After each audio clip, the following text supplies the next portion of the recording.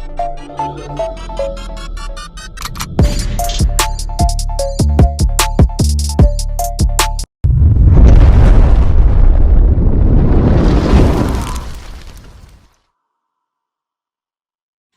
up, squad? We back at him again, man, when they thought it was finna end. Thank y'all for riding with me. Well, you know you forever locked in with your boy Stories with V. At this time, family, you already know what I need y'all to do for me. Like, share, comment, smash that subscribe button, y'all. Why? We're on the road to 100K. And if you're new to the channel, listen, welcome. Thank you for being here. It's an honor and a pleasure. So sit back, relax. You can take a seat on the bed or cop a squad on the toilet seat. I got the rest of the show from here. To that one and only V squad. They know what I'm doing. Listen. It ain't no squad like our squad because they don't mob how we mob. So with that being said, we're going to continue to push, mob, put them numbers up, and dominate 2024. It's our year and there's no way around us. If you would like to support the channel through Cash App, boom, it's listed right there. If you would like to come on the show and tell your story or have a story told through V, jump in the comment section right now or DM me on one of my platforms, man. We would love to have you on. Without further ado, let's jump into it. It's Mr. Three-Piece himself. What's going on with the squad today, man? First and foremost, salute to each and every one of y'all. We almost at that 2,000 mark, man. Thank you. Salute to everybody that's just joining the V Squad, man. Salute to the Day One family. Listen, man, here we're a family here where we come together to tell entertaining stories, vibe, get some laughter, and try to prevent one person from ever spending one night inside that cell. So without further ado, let's jump into today's shout out, man. We got number one on the V Squad mob. Salute to Marlene, man, for the bottom of the heart. I appreciate it. Number two on the V Squad mob, we got Rizzo. Rizzo, what it do? Yeah, I see you. Number three on the V Squad mob today, we got Justice77. Listen, I'm loving that support you bringing, Chad. Welcome. And number four on the V Squad mob today, salute to my man Sleepy Time. What it do? I see you, man. Listen, I'm going to keep that heat coming. I got it. Just put it on airplane mode. I got the rest from there. So without further ado, let's jump into it, man. Thank you to each and every one of y'all. I'm going to keep coming with that heat. Make sure we keep sharing the video, liking the video, commenting the video, and telling a friend to tell a friend. The V Squad family is where they need to be at. So let's jump straight into it. Story number one. Now, man, story number one, this one here really got under my skin, man, because it was like it was over some nonsense, and the way that it ended, man, was tremendous. So let's jump straight into it. So now we got my man Pete and my man Smurf. Now, Smurf, both of them locked up at the time, but Pete is dating Smurf's sister. You get what I'm saying? So they got somewhat of a kinship together while they over there over the jail, because naturally 9 times out of 10 when you locked up, when a person come through that you know from the streets, no matter where you know them from, as long as y'all was on good terms on the street, y'all damn near like family in the joint, because it's a familiar face. It's somebody that you know from home, not from in this environment. You get what I'm saying? So boom, they running around doing they 1-2. They getting high together. They breaking bread on the food together. If one needs something, the other one got them. They rocking. They done been back-to-back battlefield together. Like the shit that they been through, you would think that they was best friends damn near, or they was good friends at least. You get what I'm saying? So boom, Pete go home first. But before he go home, like I told you, Smurf is the type of dude, he want yes men around him. Now Pete, he wasn't a yes man. He was a straight man. So Smurf, he the type of dude that if it's not his way, it's the highway. If he can't have you agree with him just off of you agreeing, he gonna try to bully into you agreeing with him. He gonna try to bully you into saying that he right, or he gonna try to bully his way into whatever he get into. So a lot of people didn't want to fuck with him. They didn't want to be around him, but they were scared of him, so they catered to him. You get what I'm saying? And when people do stuff like that, that tend to get to people's head, and they really think that they somebody when really you are nobody. You just ain't met your match yet. You just ain't met that right person that's gonna say, look, yo, I ain't going for all that, and you gonna end up getting your ass punished. So boom.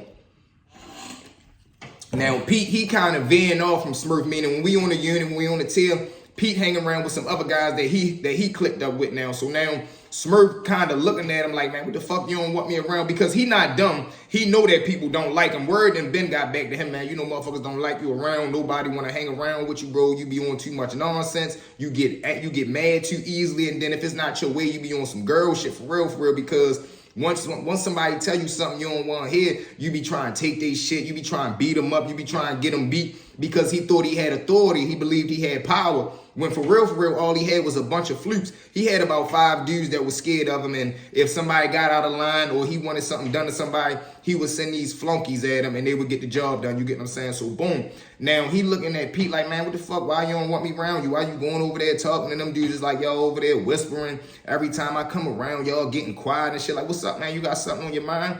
So now Pete looking like, nah, bro, what you talking about? We just was over there chilling for real. And when you walked over, We ain't stopped talking. We just acknowledged you like what's going on. We all said what's up. We were saying if you was ready to say something, we wasn't stopping our conversation. And then you turned around and left. So we continued talking. It wasn't like we was on no sneaky shit. Come on now, you know better than that. So he like, yeah, I hear you. I hear you talk to my sister.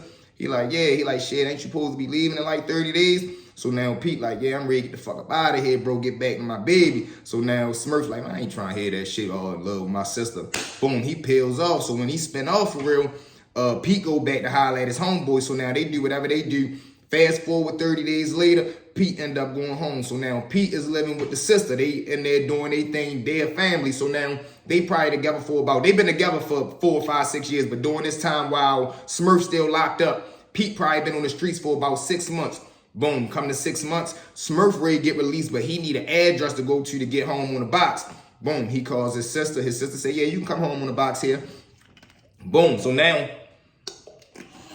he get the box thing all set up for real. They put the box at the sister house. He gets released to go to the sister house. He go there, but now mind y'all, Pete living there too. So now he gets there, he see Pete living there, and I told y'all he got this authority complex. He got this, he has to be in charge. And not only do he have to be in charge, everybody need to know that he in charge. You get what I'm saying? So he coming in there, kind of trying to be the boss, kind of put his foot down, telling people, no, we doing it like this. Have this in the refrigerator. Why you got the ketchup in the refrigerator? Have it in the cabinets. Like, Lord, dumb shit. He just nitpicking. So boom. One day, Pete going outside. He goes outside. Now he ready to grab some bags out the car to bring it to the house. They both go out there to grab the bags out the car. As they coming back in, only thing Pete know is he feels something hit him from the side. Boom! Mop! Now the dude hit him 3 times. Smurf hit him 3 times. Pete not sure what he got hit with, but all he feels is when he get hit, he falls to the ground. He feel like his head is throbbing, and he feel like he got water in his eye, he tell me. So he's like, damn, he can't see for real. So now he trying to defend himself. Dude come again. Boom. When dude come again, he like grab him now with somebody else right there witnessing the whole thing. He yell out to them, man, grab him, I can't see. Now, mind y'all, you got to take into consideration, it take a lot for a man to say time out, hold on, get it together in a fight for real. That mean, that's how you know somebody really, really hurt. So this lets you know shorty don't care. And mind y'all, this situation is happening on the streets to somebody that's dating your sister, somebody you supposed to love, and it's a motherfucker you just was over to jail with, breaking bread, sharing food, going to war with, and now you doing this dumb shit all for what? So boom, shorty ends up working him out. Boom, the person that was right there breaks it up. Now Smurf takes off. Boom, Smurf take off. Pete right there. He feel like his eye watery for real. He can't see out one of his eyes, and the other one is like it's slowly closing on him. Boom, they jumps in the car, shoot to the hospital. When he go to the hospital, bro say he had to have 3 surgeries, man, and he end up losing his motherfucking eye. All over some nonsense. Now, when the word come back, what all this was about, talking about he heard motherfuckers was saying something about him, you heard that. That go to show y'all the mindset and how twisted a motherfucker will get caught up. Not saying I seen you do something to me. He not saying you stole something from me. You put your hands on somebody that I love. Somebody said you said something about me. Ain't even had the heart to come press the motherfucker and be like, man, what's up? I heard you said something. What you got something on your chest? You don't know what answer you would have got out of that. You don't even know what response would have happened after that. But that petty ass situation, you not even knowing if Pete said something about you or not. And Pete said he never even said nothing about you at all. Why the fuck would he say some dumb shit about you? And that costed my man his eye, bro. That shit was crazy, man. All over some words and a messed up attitude and a messed up mental, man. It's serious, all because you coming fresh out of a battlefield where you gotta be alert like that. And if these type of words come back to you, you gotta react. That's why I tell dudes, man, you gotta stay ready so you don't gotta get ready, because you never know what somebody else got in their heart towards you. Pete had no idea that that man felt like that. Why? Because he never made it known that he felt like that. And that was crazy, man. So with that being said, let's jump into story number 2. Now, story number 2, y'all, we gonna bounce to the streets. This is a good one. This is when V himself, man, I got hit by a car. This was a crazy day. And I end up missing out on a big bag of money, possibly. So, boom, one day we come out bright and early, me and Bibby. Now, when we come out, we moving around the course doing our 1-2. We shoot down the way, get hit, come back up top. Now, I always tell y'all how the shopping center during this time is basically like the headquarters. It's a nice summer day. Whenever everybody come outside, this is where everybody's going to meet up at, in the shopping center. So, boom, when me and Bibby get back up top, we park the car out back. We walks down to the shopping center. Now, when we get down to the shopping center, everybody outside, the whole shopping center is lit up, block. It's hella cars lined up, music playing, but it's a big ass dice game in front of Ox. Now, Ox is a corner store for real, and we've been knowing Ox for a while now, but Ox did so good with the business, he done opened up another store over east, and he over there running that store. So he got his little brother running this store, and he green. When I told y'all green mean he don't know no better, he easy to take advantage of. So now, shit that we normally wouldn't be doing when Ock here, we doing now. We smoking in the store, we shooting dice in the store, we handling business in the store, we doing whatever we want to do. But during this particular time, we standing, all of us are sitting out front. It's a big-ass dice game going on. So when me and Bibby hit the corner, we see everybody sitting right there. We jumps immediately into the dice game. Now, during this time, you got plays pulling up, niggas conducting their business. But the dice game lit. We shooting the 20, bet the 20. So if you know anything about shooting dice, y'all know that's a good pot. So boom, about an hour or two go by. Me and Bibby strike the dice game. Not strike it, but we come up a good amount. Everybody wins some money, but me and Bibby probably end up winning maybe $200 a piece, $300 a piece. Boom, so now we grab some backwoods, we shoot back up top. We get back up top, we ready to go meet Keon so we can go grab some more, demonstrations so we can put everything together to conduct our business. Boom, jump in the car, go meet Keon, grab the grass, come back to the spot, put everything together. Now we in motion. We goes back down the shop, dice game still going on. Boom, finish shooting that day. Now it's time to dip. So when we go back up, put everything in, Bibby gotta go do something with his son. So when he call his baby mother, she pull up, she need the car. So he get in the car, we like, shit, we'll just call a ride up to the spot for real, really ain't no big deal. And we really not tripping because we dirty. Dirty, I already told y'all what that mean. It's some, something you ain't supposed to have on you is on you. So boom. Now, when we call a ride, we jump in the car, we hit it up to the spot. Now, when we get to where we going, that I lie to y'all not. The last thing the ride said was, man, be careful. It's a lot of traffic out here. Don't get hit. Now, when we get out the car, only thing I remember of this scene is when I looked to my left, I remember seeing a ambulance, 3 police cars, and it was an accident right there. Somebody had just had an accident. So the police right there and the ambulance right there. So boom, I'm coming across the street. Now, as I'm coming across the street, Cheeks text me. So I'm looking at my phone texting. So as I'm texting back, I look up. Only thing I see is the car right there, but they on the pump. And I could have sworn I seen somebody just pumping the gas. Next thing I know, when I look up, I just see them coming off the pump.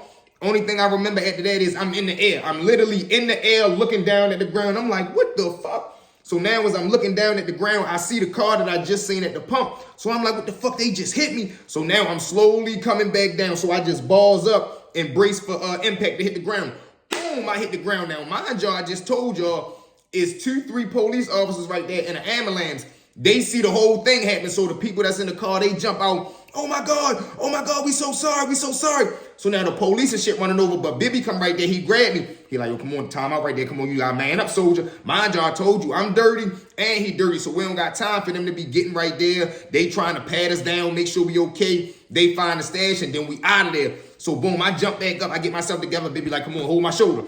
Boom, I put my shit on the shoulder. The police right there like, man, you okay? You good? I'm like, yeah, man, I'm all right. So now the people jump back in the car. They peels off. So I don't know if they was trying to pull a hit and run or what, but they just going to leave me all right there. They just didn't just hit me all in the air.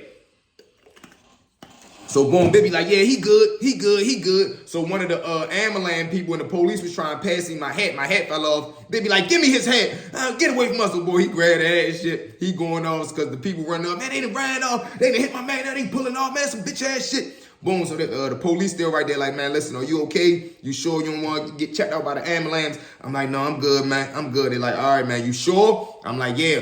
Boom, we bops off. Now, when I get to the top of the street, I come in the house for real. I'm like, shit, man, my ribs and my back I'm talking about crucial pain, bro, for like the next week and a half, bro, almost 2 weeks. My back and my side of my ribs, bro, was killing me every day, bro. I was still outside the next day, but every time I walked, it was like shooting pain just came. But I say I missed out because when I finally get home, they like, did you get the tags? Did you get the car number? Did you get the people name and number and insurance? I'm like, no, because I was trying to get away from the scene because we was dirty, man. Bibby had to get the fuck from right there. So that was a wild, crazy incident, man. Yeah, they got me, put your boy in the air, had me all in the air looking down. I come down like this, balled up, boom. Hey, that's the day V got hit by the car, y'all. So I hope y'all enjoyed that one. With that being said, let's jump into story number 3. Now, story number 3, man, this was a wild incident that took place downtown. Now, the most people probably in their cities, Downtown is probably the nice part. And sometimes you got the crazy part of the downtown. Now, our downtown is a completely, totally different ball game. We call that thing the Wild Wild West. Now, it's the Wild Wild West because anything damn near goes down there is not overseen by nobody. It ain't like a regular neighborhood where as though you got people that grew up on these blocks. You got structure on these blocks. As much structure as possible as you can have because people ain't listening to nobody these days. But downtown is nobody that govern the block. It's nobody that oversees. Nobody that can call the shots. You might got some dudes that been down there longer, that feel like they got some power. But even if they get out of line and they say the wrong thing, a motherfucker been and went home, spun that bend, get the an it out, and it's going down. So we got my man LJ. Now, LJ, he got a thing. He like to go down there because he like to chase the strips and shit like that.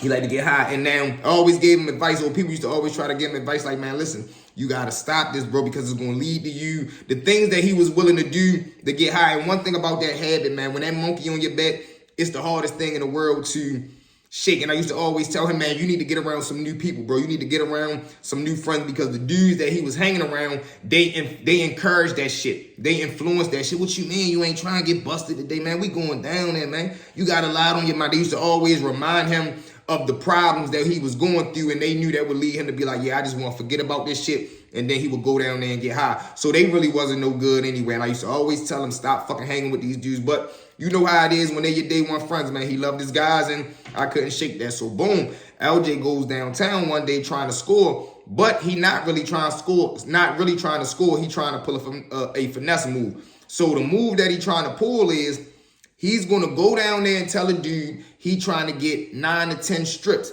Granted, they know him down there because he down there every day, so he a familiar face. It's nothing for them to give him something, and they know him to come back. They trust him that much. You get what I'm saying? So boom, he goes down there. He tell a little dude what he trying to get. Look, man, my cousin right here. I'm ready to go hit him. I'm gonna bring the money back, but I'm trying to put my tax on him. Only reason they letting him do it is because let's say the strips cost $10. They might give it to him for $7, so he can make a $3 profit 10 times. Yeah, $30. But when you living in that dirty game like that, $30 to them is a lot of money. You get what I'm saying? When you trying to chase that habit. Boom. So he give him the strips down. When he go right there, he don't know that one of the dudes that gave him the strip, they come trailing behind him. So now LJ walking off, he all giddy, he getting excited now because he know he ain't ready to be ill no more. Boom, he cracked one of the strips, peel it, put it under his tongue. So now he's starting to get that high in him. He see Dre and them coming down the street. He ready to jump in the car with them. So they in the car yelling, come the fuck on, man, come the fuck on. So now the dude that's trailing LJ is standing right here across the street. He see LJ jump in the car, but Dre jump out and he runs in the store real quick to grab him some backwoods, cigarettes, whatever he was ready to get. So now that leaves LJ sitting right there in the middle of the streets when he supposed to be just going right there to hit the sale, come back and get that man his money. So the little dude that's watching him, he see him in the car. He like, oh man, this bitch playing with me. So he see LJ in the car opening strip at the strip, giving his homeboys in the car they strip or giving them a piece. So he like, man, this bitch ain't giving him no money. So he wait about 5 minutes. He called his homeboys that's still right there in the split, like, man, come right here, man. That bitch trying to get out of there. I'm ready to run down on the car now. They like, all right, bet. So one of them, boom, they runs right there to the car. Shorty open the door. Now, mind you, it's like 10, 12, 13 of the little dudes. So like 5 of them run in the middle of the street. So whereas though they cut the car basically with their body. The rest of them, they just surround the car while little Shorty trying to open the door. So now LJ sitting right there like, man, what the fuck is you doing? What the fuck is you doing? Now, mind y'all, the window is down. Little Shorty comes straight through the window, crack him. When he crack him, LJ, man, what the fuck? Grabs his dumb ass, unlock the door, they open it. Man, I'm telling y'all, it was probably like 18 little dudes down there, man. They say they stomped LJ out so bad. When Dre come out the car, he runs to the car. Man, what the fuck y'all doing? Niggas get to smashing him. Mop, shut the fuck up. Dump him on his head. Boom. Twin and somebody else was in the car. The little dudes get to run into the car, grab them out. They putting up a fight. Don't get it twisted. It was a good brawl, but they all end up getting punished because it was just so many of them now. When the 16, 17 dudes that run to the car get to smashing them, you got to think this whole block know them. So now it's like a family thing. You just see dudes get to running out the store. You see little dudes that was sitting right there on the corner get to running up on the corner. Man, what the fuck is y'all doing? I'm talking about, man, they got to punishing them. It was crazy, man. Like literally the Wild Wild West, man. That might be the title of this one, man, because that shit was crazy. When it was all said and done, man, they left LJ right there with two swollen eyes, a broke jaw. He had to go to the hospital. He had one of them little neck casts Dre had a broken collarbone. Something was wrong with his arm. Damn near every one of them except both of the twins had broken bones, man. All because niggas was trying to go down there, run them crazy dope fan games, all trying to get high, man. But you know how it goes. So with that being said, family, you know what it is. Thank y'all for riding with me. Well, you know you forever locked in with your boy Stories with V. At this time, again, family, check your status. You know what I need y'all to do. Like, share, comment, smash that subscribe button, and also make sure y'all smashing the notification bell. Make sure, can I get everybody to like this video? Everybody that watched this video, please drop a 100 sign V Squad. Like the video, please. And make sure y'all share it if y'all can, man. From me to y'all, I love y'all. Make sure y'all tell a friend to tell a friend so we can continue to grow, build this family, get this good message out there, and try to prevent one person from ever spending one night inside this cell, man, because that's what we do it for, man. We come here to tell a good story, vibe, laugh as a family, and take y'all mind away from whatever problems y'all got going on, man. From the bottom of my heart, I love y'all. I'm nothing without y'all. Hey, yo, V Squad, we gone. Let's go.